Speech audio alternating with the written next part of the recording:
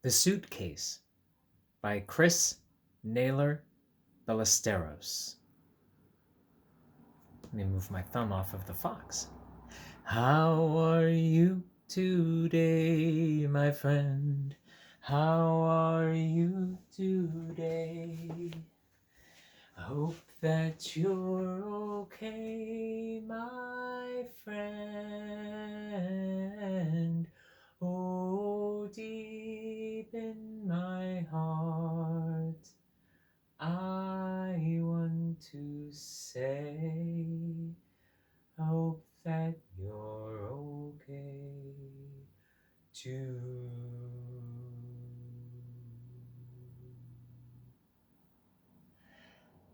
Day. Did you notice I changed the key of the song? I sang it a little bit lower. I'm not sure why. It felt good though, right? Sometimes it feels good to sing lower, and sometimes it feels good to sing higher. And oftentimes it feels so nice to sing in the middle. This is a beautiful book. Miss Jen bought this for me. I'm going to read a little bit of the blurb at the end. It's the thing I really love about the illustrations in this are that the animals are so emotive. They show you so much emotion, and I think they're so quirky and fun. And they each are a different color, and the font or the words that they speak, you'll notice none of their speech is in a speech bubble, but it is the same color as their fur. So the fox is orange, and the orange says, and just what is in the suitcase? And then there's a little red bird, and the red bird has red speech that says, where has he come from? And then there's a yellow, I'm not sure what that is. It has a thumpy little tail, so perhaps it could be a rabbit. It says, why is he here? And the blurb says, oh, by the way, I think this is very fun, that on the UPC, the label where they can scan it to say how much it costs, there is a fun little bird who has plucked one of the lines right here in the bottom. Anyway, it says, when a weary stranger arrives one day with only a suitcase, everyone is full of questions. And it seems that this is our weary stranger. And I'm not sure what kind of creature this creature is. But I do know that these illustrations are so simple and beautiful and use really dark black outlines and watercolor.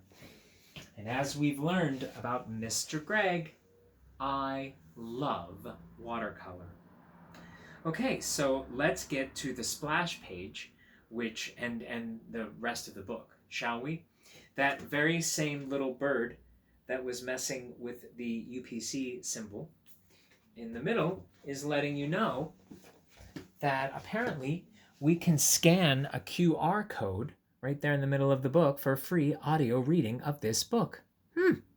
I might do that. Except I'm doing an audio reading now, Mr. Bird. So let's go to the other portion of the splash page where we have the suitcase. Very simple. Oh, by the way, I now understand the name of the company that made this book is Nosy Crow.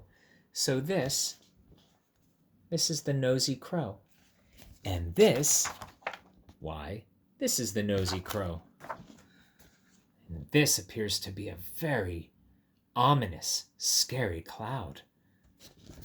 The Suitcase by Naylor-Ballesteros. And that creature really is weary, very tired, climbing over a mountain here.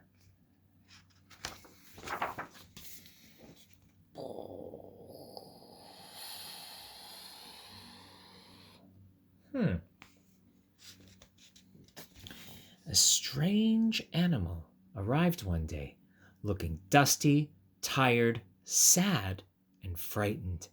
He was pulling a big suitcase.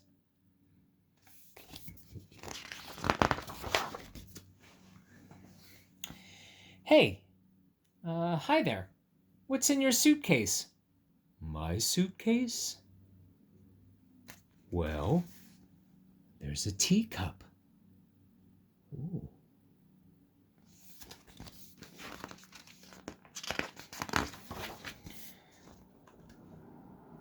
A teacup? That's a big suitcase for a little teacup. Oh, yes, I suppose it is. But there's a table for my teacup and a wooden chair for me to sit on, too. That's an exciting thing to have in one's suitcase, to rest and have a cup of tea. Wait, here's the fox. There's a table and a chair in your suitcase? Impossible. Well, it is his suitcase. But a table and a chair? Really? Yes. And, there's a little kitchen in a wooden cabin where I make my tea. That's my home.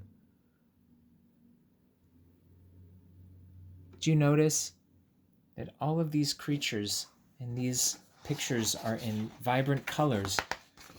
But when the new person is talking about his table and chairs, everything is sepia, or kind of brownish red and white. And even the cabin has changed. Here we have everybody in color, and here we have a very brownish, sepia-ish. Almost looks like a photograph. Huh. On a hillside, surrounded by trees, and on a clear day you can see the sea. It's all there in my suitcase. Indeed, there's the sea. Again, none of those vibrant colors, huh? The cabin, the table, the cup, the chair, all the trees, the sea, and the mountain. Oh, but I'm sorry. I'm really very, very tired. I've been traveling for a long time and come a long way. I must have a little rest. What a strange animal. I've never seen anything like him before. Neither have I, but we really should let him sleep for a while. Well, I don't trust him. How do we know he's telling the truth? There's only one way to find out.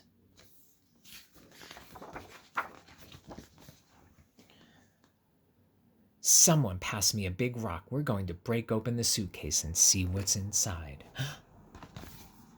Maybe we should. We need to know the truth. You can't do that. It's not ours. That rabbit is trying to be very mindful of the new creature's possession.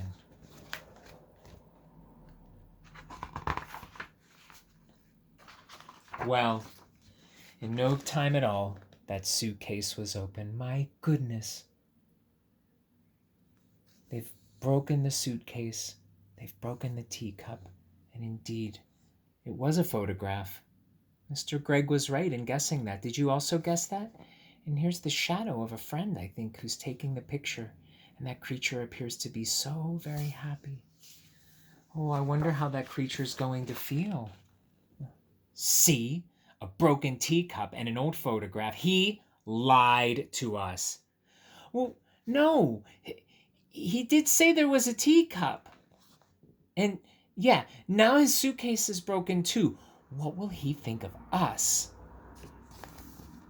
Meanwhile, the sleeping stranger dreamed about running away and hiding, about climbing over the mountains, and swimming across deep waters. And he dreamed about his suitcase and all that he had inside of it. That suitcase was very, very important for that creature. And he had come so far from very far away. You can see how weary. Weariness is a combination almost of being tired and a little bit sad and drained of energy. And he described what he had in his suitcase, which was a teacup and a picture of him very happy in his space, with the bunny and the bird, and then eventually the fox decided that he wasn't telling the truth, and they broke his suitcase. And now we're at a point where he's dreaming of swimming with his suitcase. I wonder what's going to happen when our new creature friend wakes up. I'm feeling a little bit sad myself for him.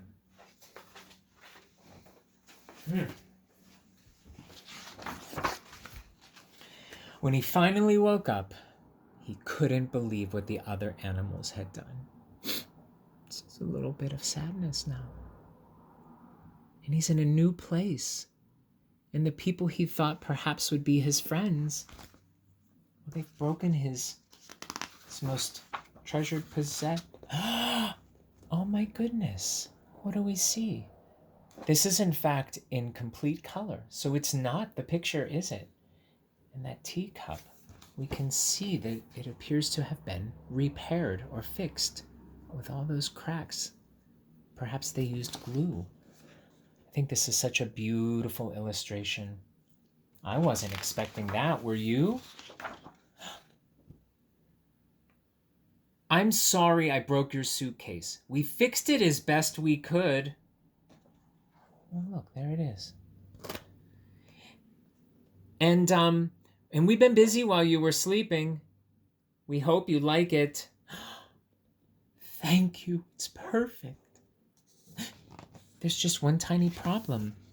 My goodness, look, they built an entire shack and set up a chair and a table. It's the very photograph that they had found, isn't it? Right there. You see that? And they recreated it. And now the friend is saying there's just one tiny problem. What could that problem be?